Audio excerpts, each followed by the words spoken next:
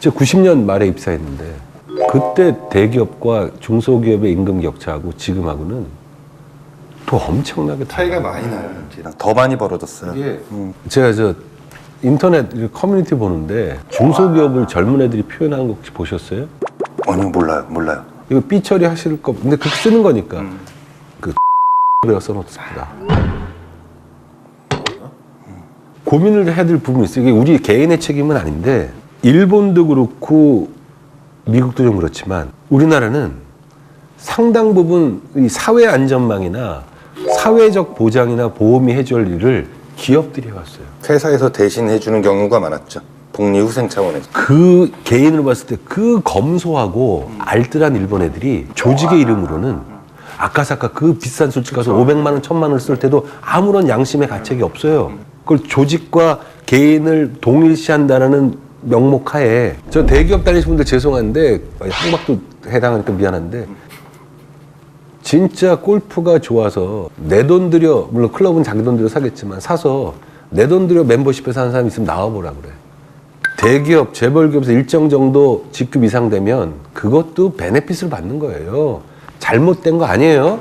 그런 부분에 대한 고민, 우리가 고민할 부분은 아닌데 갈수록 그게 심해지는 거예요. 그러면 이건 어떻게 하는 거냐? 사실은 원칙대로 하면 대기업이 받던 걸 덜 받아야 돼. 이 사람이 더 받아야 돼, 이 사람들이. 이건 안 되겠죠. 받던 걸 덜 받는 사람이 어딨어요. 어쩔 수 없이 세금을 좀 더 떼가야 될 것이고, 그리고 그런 다양한 형태의 복지 정책 작더라도 그런 거를 이렇게 백업이 안 되면 아마 이제 인구 구조의 변화에 따라 한 5년 있으면 구직자 수가 적어질 거예요. 그럼에도 불구하고 취업난 얘기가 안 나눠 보자고. 그때도 나올걸요.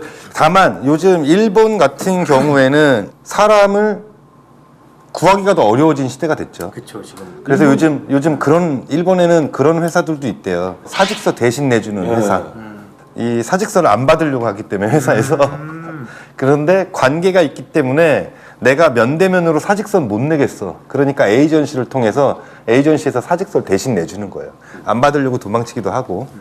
그게 우리가 연봉제가 되면서 많이 달라졌다고 그랬는데 제가 얼마 전에 학자의 인터뷰를 봤는데 그분 인터뷰는 그러니까 586 세대 그 사람들의 기득권에 대해서 질타하는 내용의 그건데 제가 그 기사의 일부분을 갖고 왔어요. 신입사원이 받을 때 임금을 100이라고 치면 서유럽은 그러니까 예를 들면 가장 그 격차가 낮은 핀란드는 20년 후에 120을 받는데요. 뭐를 120을 받아요? 신입사원 때 받은 월급이 100이야. 20년 근무했어. 120을 받는 거예요. 근데 일본은 240이고요. 한국은 300이에요. 그러니까 우리가 연봉제가 됐어도 이 연공 서열이라는 것에 대한 이게 여전히 고착화되어 있는 거예요. 그렇죠. 중요한 건 근속 기간이 제 기억, 이게 숫자 좀 틀릴 수 있는데 대기업은 평균 7년인가 8년인가 그럴 거예요. 중소기업 2년인가 그래요. 그거를 널리 확장해서 생각하면 20년을 근무한다고 했을 때 3배의 컴펜세이션을 받을 수 있는 구조는 현재 일부 대기업밖에 없는 거예요. 엿다 대고 그러니까 니들 눈만 낮춰라 하기도 참 가슴이 아픈 거예요. 맞아. 가슴이 아픈 거예요. 맞아. 우리가 뭐 해결할 수 없는 얘기를 해서 좀 송구스럽긴 한데 어쨌든 버텨야 되니까. 뭐 우리 이 프로그램을 무슨 무슨 고용노동부나 정부기관에 계신 분이 보시겠어요?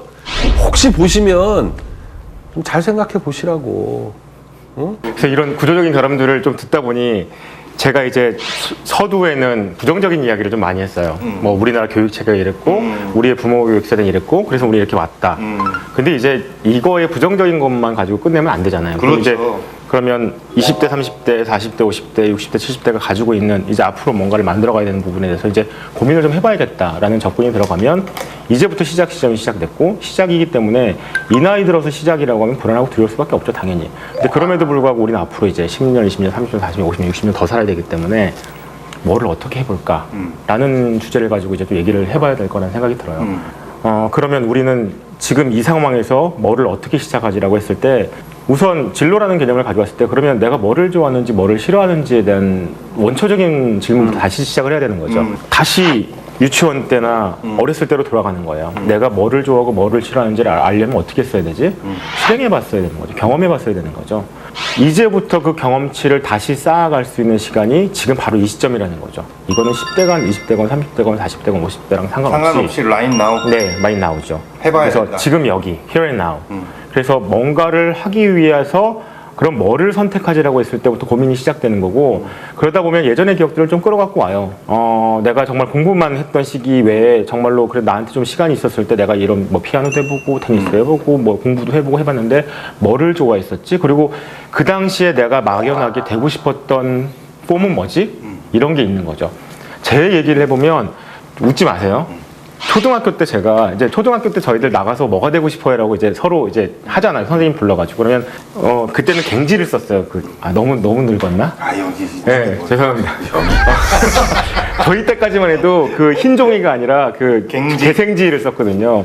그 A4지 개생지. 우리 뭐 대나무에 섰겠어? 이 양반들이 재생지에다가 지구를 이렇게 그리고 그 위에다가 저를 이렇게 올려놨어요.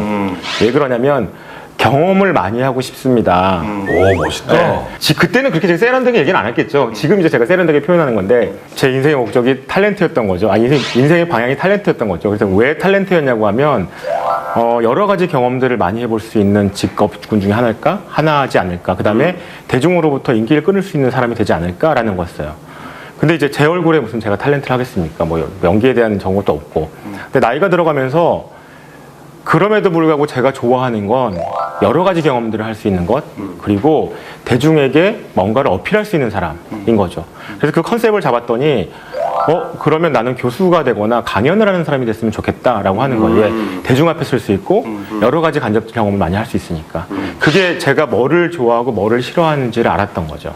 그래서 제가 공부를 이쪽으로 하고 그 다음에 좀 길게 봤을 때 언젠가 저는 이제 강연을 하거나 제 책을 쓰거나 사람들과 대중과 소통하는 일들을 할 텐데 그럼 저는 예전에 꿈이 탤런트였지만 탤런트가 아님에도 불구하고 제가 원했던 것들을 할 수 있는 거죠. 그래서 표면적으로 드러나는 부분이 아니라 그 밑에 있다는 내가 정말 뭐를 좋아하고 뭐를 싫어하는지를 알았던 것 그래서 그거를 만들어가는 작업들 그래서 아마 이제 사회초년생이 고민해야 될 부분들은 그걸 끌어갖고 와서 내가 어떤 성향이고 뭐를 좋아하고 뭐를 싫어하고 그걸 통해서 앞으로 나는 뭐를 해야겠다라는 고민들을 해야 될 시점이 바로 이 시점이 아닌가라는 좀 생각이 들어요.